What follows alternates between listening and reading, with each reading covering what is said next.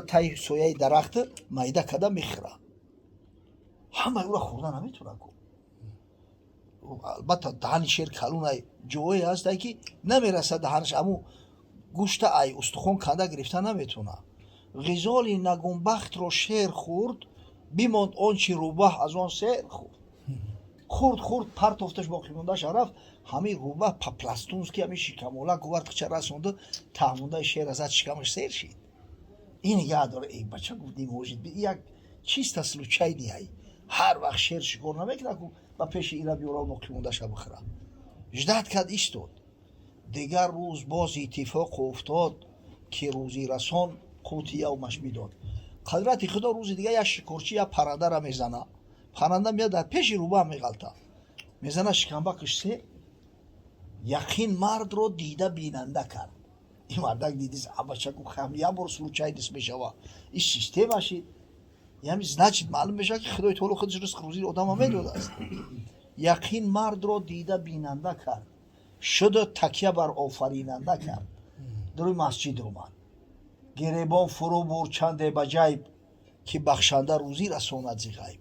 در کنج مسجد دراز کشید سرش پیچوندگی. شخصانی که ذوب داره، ذوبتون ورم میکنه، عصبتون دا دستوید میکنه، زود عصبانی میشه. بسیار ای همین لیچنیای 2000-3000 سومانه شدین و شما یک گیاه پیشنهاد میکنیم که از 13 نمود علف تیار شدگی کاملا طبیعی و بی خیمیکات میباشه. میخواین همین چیز رو دسترس کنین. برای دسترس کردن این گیاه طبیعی در شبکه پروفیل رقم های ما میشه یا اینکه در کامنتاریا ذوب نویسید که همه خدایی که خلقم کرده است خودش رزق روزی ما فراهم میاره. نه بیگانه تیمور خوردش نه دوست. قدرت پروردگار نه یک خش خبر گیریش اومد یا تیکنونش ورد نه یک بیگانه آوردش. چه چنگش رگ و استخوان ماند و پوست. همه اسباب چنگ دیدگی هسته، چنگ برای نواختن. همه اسکلتی کارپوس داره و چند تا تور همون خیلی شید. مرغزیده را خوب میبره و شکمی گشته را نه چند میست اوخی یا 3-4 سوتکه ایستاد ای گشتگی را بیقرار شد. چه صبرش نماند از ضعیفی و هوش، قصدی برومدن کرد. چه صبرش نماند از ضعیفی و هوش، زی دیواری مسجدش آمد به گوش. بیرو شیری درنده باشد دغل، میانداز خود را چو روباهی شل. ای همین محراب مسجد در گوشش آمد که آخی خدا جان تا بگیره. همون واقعه را دیدی آخی میبری ای شیر عبرت بگیری. ای تو سر تا بسر یا روباهی شل همونده اونم شیر را دیدی که حیوان شکار کرد خودش خورد تهمونده شد باید این ولی دیگه خورد. بیرو شیری درنده باشد دغل، میانداز خود را چو روباهی شل. چه مردم بر رنج راحت رسان، مخنث خرد دست رنجی کسان. و حضرت میگه کسی نیک بیند به هر دو سرای، که نیکی رساند به خلقی خدای. قاعده زندگی همی های برای همه همویش هم که ای بحری دنیا میگذرن کارش او قدر کاری درست نیست. یعنی امام غزالی خدا رحمتش کنه در احیاء علوم روایت میکنه، میگه نزد شیخ ابوالقاسم گرگانی یه زمین داشت است که جویده حاصل درو کرده گندم میگیرن میارن اکتودا کردگی همین ایدوری خلطه میگم تا دستش قطعی همون گندم برداشت همین طور ریخته. گفت ما همین را با توکل متوکلین عوض نمیکنم و توکل به خدا میکنم که ما همین را با توکل متوکلین عوض نمیکنم. این همین رزق روزی را خدا دادستم نه که میدونم همین ای خدمت چشم علا نمیکنم، محتاج کسی نمیشم، گردن به پیش کسی کج نمیکنم. شو معنی بزرگ دارده ببینه. همین که ای بحری تنعم دنیا میگذارم این نظری اسلام درست نیست. این مقصد که امکان داره در دین نصرانیت باشه. ای مردم دور کلیا میرفتن میشیشتن زن نمیگرفتن، اما در اسلام زن گرفتن سنت های در بین مردم بدن سنت های. حضرت مولوی روم میگه از ترحب نهی کرده است اون رسول، بدعت چنبر گزیدی ای فضول. پیغمبر خدا میگه لا رهبانیت فی الاسلام، در اسلام راهبی نیست. جمعه شرط است جماعت در نماز، امر معروف و ذی منکر احتراز. و تو مسلمانی намози ҷумъа шартай барои касое ки ҳамун шурути адои ҷумъа барошон пайдо мешавад, ҳатман бояд ҷумъаро бихонанд. ранҷи бадхӯён кашидан зери сабр, манфаат додан ба мардум мисли абр. дар ҷомеа кишиди як одам некбахта, як одам бадбахта, яташ забони шинини хуб дора, яташ касофат таънат мезана. биёй бачо биё.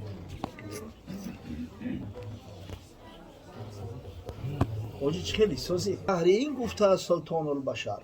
барои чӣ пайғамбар гуфт хайрунноси янфауннос, беҳтарини мардум касе аст ки манфаатш ба мардум зиёд мерасад. маслаҳат дар дини мо ҷамъу шукӯҳ, маслаҳат дар дини исо ғору кӯҳ. ғору кӯҳу ай мардум дури ҷустан ӯ дар дини ислом нестай, ӯ дар дини исавиай. як шахс назди сарии сақатӣ меояд. ин сарии сақатӣ худо раҳматш кунад, як орифи калони баландпарвозай дар бозори багдод бояд дукон дошта, савдо мекардай. ман меам мега ай фалон шайх ҳазрат дуо дурудот овардам, ин ҳамдарсаш будаст ҳамун шайх. ман мега куҷода наметова? мега дар димишқ дар кӯҳи луком як ҷо як савмаа кардаасти, як ғорда ҳамунҷа шиштагӣ як чанд сол шид намепӯяд. мега рафти дуо саломи маро барасона, бугӯ э номард, ӯ ҷое рафтай шайтон намерава, шайтон ахшиш наметава уҷа бирава. мард касе аст ки худоро дар байни бозор ибодат кунад. бозор худаш ҷои шайтонатай. ана мард касе ки хича дар бозор контрол кунад, дар байни бозор худоро ибодат кунад. анами аслш дар ислом ҳаст. қоидаи дини ислом ҳамиай. аммо ҳамин орифоро аҳли тасаввуфат санг задани бисёри бемаъниянд айби ақлу фаросат нестай. барое ки хизматҳои бисёр арзанда кардагияни ҳазратҳо. таърихи агар ислома бигири оли рӯи ё сиёҳ қубуриву фалону бисмадон меган, ба худо қасам нисбати ҳамин гурӯҳи низоияе ки хичуна салафия меган гӯ инами ваҳобия, суфиё орифо дар ислом хизматшо хеле зиёдтаракай. мардак будиян. ҳамин таърих худаш гувоҳае ки ҳамин одамо мардак будан. охи ана бабинед ҳамун вақте ки муғуло омадан дар ҳамин шаҳри урганҷ шаҳрро муҳосира мекунанд. вазири чағатай писари дуюми Чингисхонай. вазири чағатай вазири ҳамин хиди ҳамин чағатай як шахсе буд бо номи Маҳмуди Ялавоҷ, мусулмонай, тоҷики хидмонай, Маҳмуд ном дорад, Маҳмуди Ялавоҷ. ӯ вазираш буд. пеши чағатай дуромад гуфт ё шогӯҳи хон хушвақт бошед. ҳамин шаҳр да гуфт як бузурги худоай, авлиёи худоай.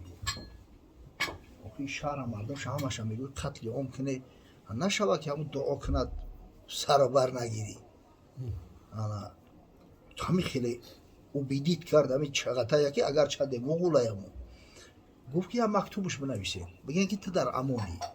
ва ин Маҳмуди Ялавоҷам бисёр ҳавасманд балеши ки ҳамун шайх будааст, шайх Наҷмиддини Кӯбравӣ.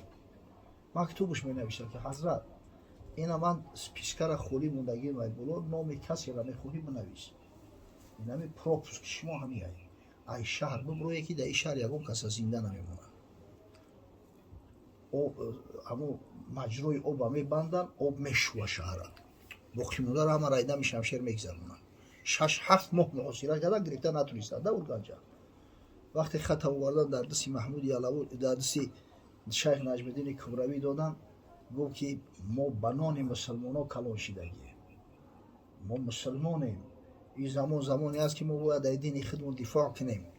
ин чӣ ҷавонмардӣ будааст ки ман пропуски як кофири мушрика бигирам, ҷони пири хидма бихарам, мардума дар ҳаминҷа партом. ба худо қасам гуфт ҳеҷ вақти мардума тарк намекунам. таърих гувоҳае ки ҳазрат зиреҳ пӯшида, зӯрш дига ба ҳеҷ чӣ намерасид. болои боми ҳамун қаср омад, ҳамун деволаи ку ай ҳамунҷа санг мепартофтаид тарафи ҳамун муғуло. дар ҷанг шаҳид шид. дар сурате ки дар Бухоро вақте ки Чингисхон омад, муҳосира кардан Бухороро, амири Бухоро ҷанг мекард, аммо амир ҷияни султон Муҳаммади Хоразмшоҳ будааст, бачаи апаи султон Муҳаммади Хоразмшоҳ. мегӯяд мактуб навиштанд ба ҳамун شیخ الاسلام که حضرت در راهوی که کسی را اگر تو نمبر کردید یه هیچ نمیگیم شبونه میگه یک گروه ملها اومدن در این خورونه دروازه خورونه شد بروی مغلو بیچاره امیر یکنی ماه دیگه در همون ارکش جنگ کرده دیگه اخیر دیگه ای کشنگی و تشنگی را ای پوزد با کشتنش اینا ببینید فرقه این گپو را به خود و قسم ای خودم نمیگم ولی یک تاریخ نویس است اتومالیک جوینی یک کتاب دوره با نام جهانکشوی جوینی تاریخ است ولی یک تاریخ نویس است اتومالیک جوینی یک کتاب دوره با نام جهانکشوی جوینی تاریخ است همون بیچاره با آب دیده این میگه پورا نوشته است میگه چنگیزخان در شهر در اومد میگه اگر مسجد جمعه عدید بود این خونه بسیار بازی بوده خونه کیه گفتن این خونه الله اون بازمونه در همینجا